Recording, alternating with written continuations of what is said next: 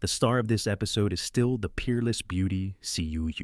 With nothing but her unmatched world-toppling beauty, she single-handedly causes countless disciples of the Great Thunderclap Temple to fall from grace. There are two major highlights in this episode. The first is Mu accompanying Granny Sai to the Great Thunderclap Temple, along with the things they encounter on the road. The second is Rulai leading the monks to suppress the heart devil Lai Tianxing, while Granny Sai causes havoc at the Great Thunderclap Temple. As for Mu overturning the disciples of the Great Thunderclap Temple, that part will be saved for episode 88. That way, every episode has its own explosive moment. It seems Tales of Herding Gods has also realized that the Searching for Home arc dragged on too much. So now the story has finally returned to the main track and picked up the pace. Blind Grandpa and Elder Ma join forces to suppress the heart devil Lai Tianxing. I don't want to become this ugly. Although Li Tianxing is unwilling, that peerless monster is still forced back into the familiar appearance of Granny Sai. However, what they have done only treats the symptoms, not the root cause. It is not a long-term solution. With the heart devil erupting again and again, the primordial spirits of Li Tianxing and Granny Si are rapidly fusing. They are about to break through into the life and death realm. If Li Tianxing truly completes the fusion and takes over the body, then for the Diankang nation, it would absolutely become a disaster. That is why the village chief says they must suppress Sect Master Lai no matter what. Elder Ma suggests taking Granny Sai to the Great Thunderclap Temple and asking Old Rulay for help. But there is no need for too many people to go. The village chief arranges for Elder Ma, Blind Grandpa, and Mu to accompany Granny Sai. On the road, Elder Ma can use Buddhist arts to suppress the heart devil, while Blind Grandpa will be there in case anything unexpected happens. As for Mu, aside from being the sect master of the Heavenly Devil cult, he is also skilled in medicine and the Heavenly Devil creation technique, so he can assist from the side. After packing up, they bring Dragon Qilin and head straight for the Great Thunderclap Temple. On the way, they worry whether Old Rulai will actually be willing to help. Elder Ma, however, believes Old Rulai will make a move. After all, Elder Ma was once Old Ruli's disciple. He understands him well and also respects him deeply. Old Rulai will definitely help, because the Heavenly Devil cult and the Great Thunderclap Temple have never been on good terms. If he can subdue the previous sect master of the Heavenly Devil, cult Lai Tianxing, then for Old Rulai, that would count as a tremendous act of merit. The only question now is whether Old Rulai actually has the ability to suppress Li Tianxing.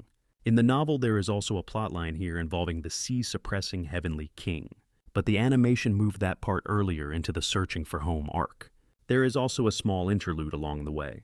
Blind Grandpa takes Mu to offer incense before the statue of the Heavenly King, but his outrageous prayer is so unbearable to hear that even Granny Sai does not know whether to laugh or cry. After crossing mountains and rivers, the towering Mount Sumeru finally appears in sight. During this journey, Mu also witnesses several things about Buddhism that expose the hypocrisy of the Buddhist order.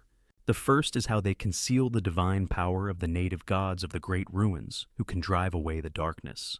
They cover the statues with clay and gold foil, disguising them as Buddhist statues, then use the gods' protection of the world to harvest incense offerings from the people.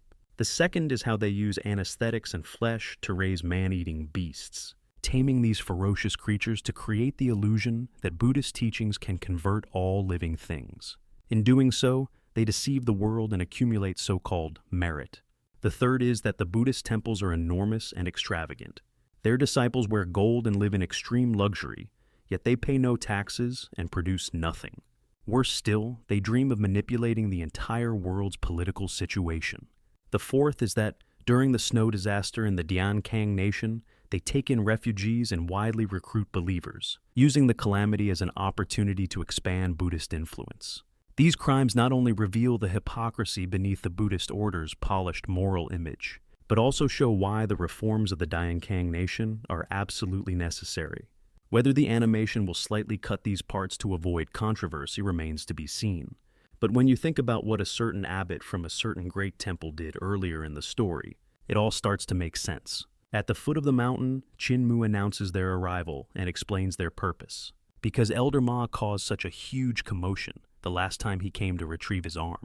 The disciples of the Great Thunderclap Temple are visibly afraid when they see them. Still, Old Rulai allows them to come up to the Golden Summit. and above the golden summit stands the Buddhist order's Thousand Buddha Pagoda. Because of the grudges within Buddhism, Elder Ma lost his wife and child, then severed his own arm. When master and disciple meet again, old wounds are torn open once more. Elder Ma says directly that in his heart, Mount Sumeru no longer has any Buddha. His love and hatred are open and honest. His grudges and gratitude are crystal clear.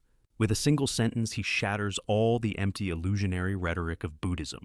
Seeing that the atmosphere is about to turn hostile, Chin-Mu quickly steps in to smooth things over. After all, handling the main issue comes first. He explains the situation to old Rulai and the monks, asking old Rulai to help suppress Li Tianxing, the former sect master of the Heavenly Devil cult. Although the Great Thunderclap Temple and the Heavenly Devil cult have years of grudges between them, old Rulai still decides to help. But this help almost cuts straight into the Buddhist order's lifeline. Now the real show begins. Old Rulai asks Granny Sai to reveal her true appearance. Blind Grandpa and Elder Ma hurriedly try to stop him, but the monks insist on seeing it. Elder Ma has no choice but to withdraw his Buddhist divine art and release the seal suppressing Granny Sai's heart devil. Chin-Mu worries that Granny Sai might run away. But Li Tianxing says that he has fought old Rulai for many years. How could he possibly miss such a rare opportunity? During this period, through the fusion of his primordial spirit with Granny Sai's, Li Tianxing has already broken through to the life and death divine treasure. He is only one step away from the divine bridge realm. When Granny Sai's outer skin cracks open, an absolutely stunning beauty appears atop the golden summit. Her black hair falls like a waterfall. Her bright eyes shift with breathtaking charm. Every frown and every smile could topple kingdoms. Tell me, am I beautiful? In an instant, the entire golden summit falls deathly silent. The Buddhist chants suddenly stop, as though time itself has frozen. Then comes the sound of heavy bodies crashing to the ground. Countless bodhisattvas and arhats have their Tao hearts shattered. Their Buddha light goes out one after another, and they fall from the clouds. Some have their Tao hearts covered in dust. Some immediately develop worldly desires. There are even old monks who suddenly see through the so-called illusion of cultivation, leap down the mountain, abandon Buddhism, and return to secular life. Just one peerless beauty causes the upper ranks of the Great Thunderclap Temple to suffer disastrous losses. This really cannot be blamed on Chin-Mu. After all, he had already warned them. It was old Rulai himself who insisted that Granny Sai reveal her true face. After stabilizing his mind, old Rulai orders someone to bring Granny Sai a mirror. This mirror has two sides. One side reflects Granny Sai's peerless beauty. The other side reveals dead bones, beneath the beauty a skeleton under rouge and powder. Old Rulai tries to enlighten Li Tianxing with this bone-revealing mirror. Unfortunately, Li Tianxing's obsession is deeply rooted. He does not believe in this at all. He bluntly says that Buddhist doctrines are nothing more than tricks used to fool ordinary people. He even declares that he will convert all the monks on the mountain and overturn the Buddhist orthodoxy. Seeing that preaching is useless, old Rulai can only seal Li Tianxing inside the Thousand Buddha Pagoda, intending to refine the heart devil through the combined power of the Buddhas. However, old Rulai also asks Chin-Mu and the others to stay. He claims it is to resolve the demonic hostility within Chin-Mu's heart, but in truth, it is also a disguised form of house arrest. Chin-Mu, however, takes it very lightly. After all, a Buddhist holy land is a rare opportunity. His studious and curious nature instantly rises again. In the preview, there is also a scene of Si Yu fighting the Thousand Buddha Pagoda, which can be considered a small added scene. The Thousand Buddha Pagoda. Unfortunately, it still is not enough. After all, Li Tianxing will only break through the Thousand Buddha Pagoda and descend the mountain after Chin-Mu causes havoc in the Buddhist order. While old Rulai leads the monks to suppress Li Tianxing, Chin-Mu and Elder Ma encounter the young monk Ming-Xin. Although Ming-Xin was once defeated by Chin-Mu, his temperament is quite good.